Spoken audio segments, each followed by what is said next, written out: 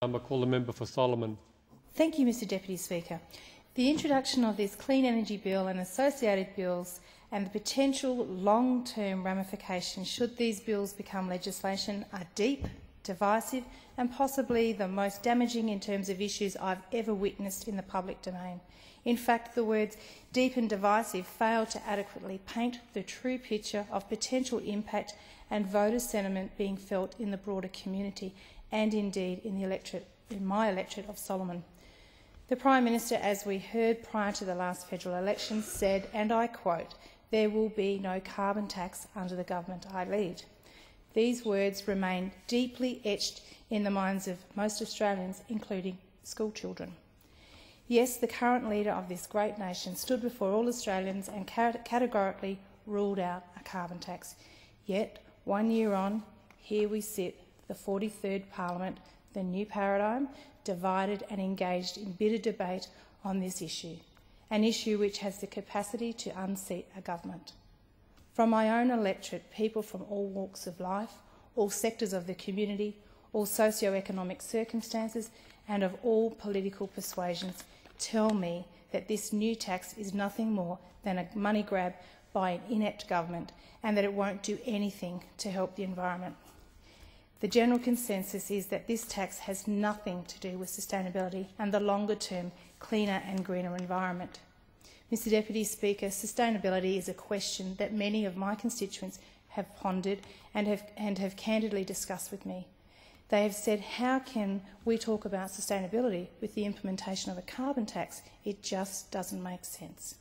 A tax that the voting public will be paying for, a tax that the Gillard Labor government claims is designed to apply an impost to only 500 of the country's biggest polluters. The Gillard Labor government says that it understands that there may be some disadvantages as a result of the carbon tax. So, to offset the minimal cost implications as provided by the government's modelling, a compensation package will be implemented to assist Australia's lowest paid. I suggest that this is a tax amassed in economic pain and not about environmental gain. The government's own figures indicate that this tax will immediately put the price of electricity up by 10% and a 9% increase in gas bills and leave a $4.3 billion hole in the budget. Now, in the Northern Territory, prices for most everyday items, including electricity and gas, are higher than in most other places in Australia. Couple these costs with higher transport costs, higher costs of living and higher housing affordability in the Northern Territory. The Northern Territory is already doing it tough. Yet, the Gillard Labor government says that it understands there may be some costs passed on to consumers as a result of this tax. Despite the Prime Minister's assurances, Territorians remain unconvinced that they will not be worse off. I've had thousands and thousands of my constituents voice their concerns against the carbon tax. Now, I'm listening to them, and that's the message that I'm giving this House, that my electorate is saying no carbon tax. The Leader of the Opposition has made this House aware that this government has a history of price rises, with a 51% average increase in power prices, a 30% average increase in gas prices, a 46% average increase in water prices, a 24% average increase in education costs and a 20% average increase in health costs. These increases are before the impact is felt from the introduction of a carbon tax. These prices will continue to increase, and we know that any price increase will further deepen the already tight budgets of most Australians. Now, I know that in the Northern Territory we will feel the pain of every single price increase. Mr Deputy Speaker, my constituents tell me of their concerns and their financial pain. And I've already indicated that in my electorate there is a strong feeling of resentment towards the Gillard Labor government introducing the carbon tax. Small local businesses underpin most communities, and this is no different within my electorate. Now, my background is in business. I understand the economics and the sweat, tears and effort needed to maintain and grow a business. I understand the impact rising costs have on a business. Now, a number of business owners within my electorate tell me that they are struggling. Margins are falling while costs are rising. There's no doubt small businesses are a good barometer for local communities in terms of how strong the economy is. Mr Deputy Speaker, when I hear local business owners saying that the predicted increased cost for electricity and gas under the carbon tax will impact on them significantly, when small operators say they are not sure that they will remain viable and still remain in business, or that they will have to downsize or let some staff go, I feel their hurt, I feel their anguish, and I feel their anger. I echo the words of my colleagues and say to this government, now is not the time to add additional burden on businesses. Now is not the time to add additional burden on families. And now is not the time to add to sovereign risk issues associated with Australia. Mr Deputy Speaker, the basis behind the introduction of these bills is for the government to address global environmental concerns by reducing carbon emissions.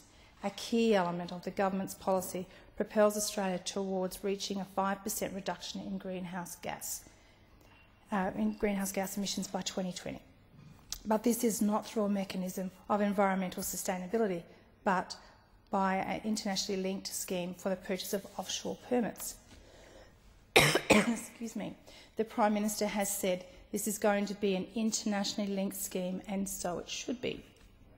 Now, as the Deputy Leader of the Opposition has already outlined, the World Bank reported recently that the international market in carbon credits has suffered a debilitating collapse and expressed doubt about the ongoing viability of global markets.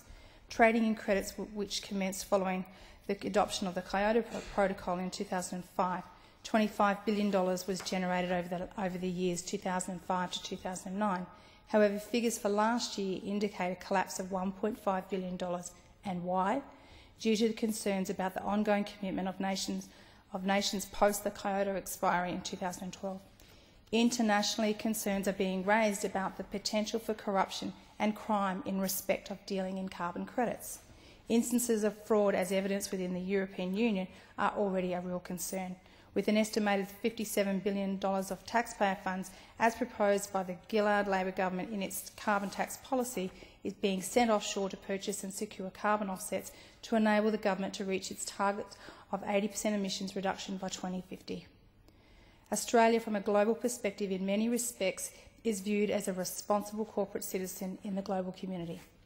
Yet, as a nation, Mr Deputy Speaker, this government wants to be the first to introduce an economy-wide carbon tax or emission trading scheme, a scheme that has the potential to disadvantage and disrupt the competitive position of Australia in terms of its export market, a scheme that has the potential for business to trade offshore with countries with inferior emission standards. Without the support of similar economy-wide carbon tax schemes across multiple countries, including the big polluters such as the United States, India and China, Australia is giving away an enormous competitive advantage to overseas manufacturing.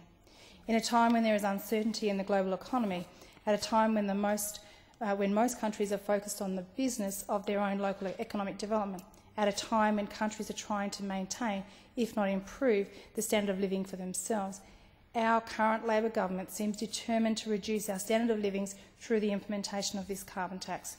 The government's Clean Energy Future Plan has 4 key elements: putting a price on carbon pollution, promoting innovation and investment in renewable energy, and improving efficiency energy, and creating opportunities in the land sector to cut pollution. The fact is, according to the government's own statements, carbon emissions for Australia will continue to impact on the climate and will increase from 578 million tonnes to 621 million tonnes between 2012 and 2020. The government promised and proposed that every cent of the monies collected by this tax would go to households. This government already has a credibility issue, and now we learn that although it promised 100% of the collection to household, it's now gone down to 50%. You just can't believe anything this government says. The true worth of any compensation to be put under this carbon tax remains to some extent shrouded in a mist of uncertainty. Modelling across the country by a number of state governments, including the Labor government of Queensland, shows considerable economic impacts associated with the introduction of this carbon tax. Now, the Northern Territory, unfortunately, will showcase the impact of this new tax. Why? Because of remoteness. Not the most distant from Canberra, my electorate, however, is one of the most remote in terms of population and demographics. every access or exit to the electorate of Solomon is via transport. Not just a hop, skip, jump or a drive down the road, but thousands of kilometres from any state or major centre. Our lifeline relies on transport. Any impost on the preparation, manufacture, production, packaging, cooling, heating and transporting of goods will be impacted by this carbon tax. As I've already said, we in the Territory already pay extra for transport costs. It looks like we're going to be paying more. The government will have us believe that the impact of this new tax will be minimal. In fact, the compensation package will provide equality for those most needy. But if you happen to be a pensioner, self-funded retiree, small business operator or one of the many other Australians struggling to make ends meet, you live in remote Australia, your government won't let you down, they'll tax you down. How on earth does the government expect the average Australian to quantify the cost of a carbon tax when blind Freddie can see a carbon tax is meant to hurt? If it doesn't, how does it change behaviour?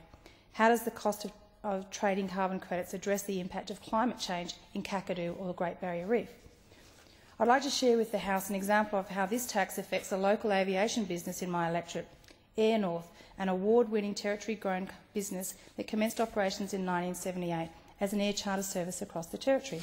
By 1993, Air North expansion had continued to encompass the entire Northern Territory from Uluru to Darwin. Air North is now a major aviation operator in Northern Australia, with 156 scheduled departures weekly, servicing 14 destinations and carrying in excess of 250,000 passengers annually. It employs more than 180 staff in Darwin. A good news story for the Territory, right? A solid but small company providing essential services to the top end of Australia. Well, unfortunately, with the looming of the carbon tax, the company is concerned, or shall I say alarmed, at the impost that the proposed carbon tax will have upon it. The Executive Chairman of Air North, Mr Michael Bridge, shared with me some of his company's concerns and the projected impact that this tax will have on their business and growth plans. Mr Speaker, or Mr Deputy Speaker, I urge you and the other members of this House to listen to these figures. In 2011-2012, Air North budgets to use 15.5 million litres of aviation fuel. In 2012-2013, they plan to use 16.5 million litres of aviation fuel. 2013-2014, it will increase to 21 million litres of aviation fuel. And in 2014-2015, it will increase to an estimated 25 million litres of aviation fuel. Now, based solely on the usage of fuel and the direct effect that a carbon tax will have on Air North in the 2012-2013 financial year will be an additional tax of $986,700. In 2013-2014, it will be $1.3 million. And in 2014-2015, the company will have to pay an additional tax of $1.65 million. Yep, $1.65 million. Now, if this company is to remain prosperous and provide the services that it's required by its consumers, the company will have no choice but to pass these additional costs on to the consumers. In addition to the issues of the significant increase in tax, Mr Bridge also highlighted to me that the Gillard Labor government had publicly stated that they are taxing Australia's biggest 500 polluters. Now, Air North would not even be close to being rated as one of the 500 big polluters, but as outlined here today, they are to be taxed anyway. This is because the Gillard Labor government has applied the carbon tax to the aviation industry through the aviation fuel levy. This means that it doesn't matter how big or how small your aviation business is, because the tax will be applied regardless.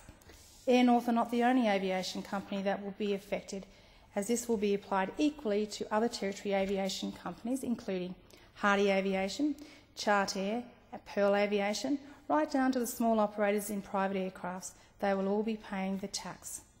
Now, Mr Deputy Speaker, need I say more? This tax is unjust, and as I have clearly demonstrated here today, the tax will hurt all Australians. This carbon tax will not be fair, as it will be significantly greater for small businesses and people living in the remoter areas of Australia. Now, I've been consulting with my constituents in Solomon, and they are very clear. They don't want a carbon tax. In actual fact, the Northern Territory Legislative Assembly actually passed a motion to have a moratorium on the implementation of a carbon tax delayed for 50 years. This action reflects the view of Territorians, and they don't want a carbon tax. Now, I wonder if Minister Snowden, the member for Lingiari, will stand alongside me and not support the carbon tax, stand up for Territorians and not support the carbon tax. Thank you, Mr Deputy Speaker.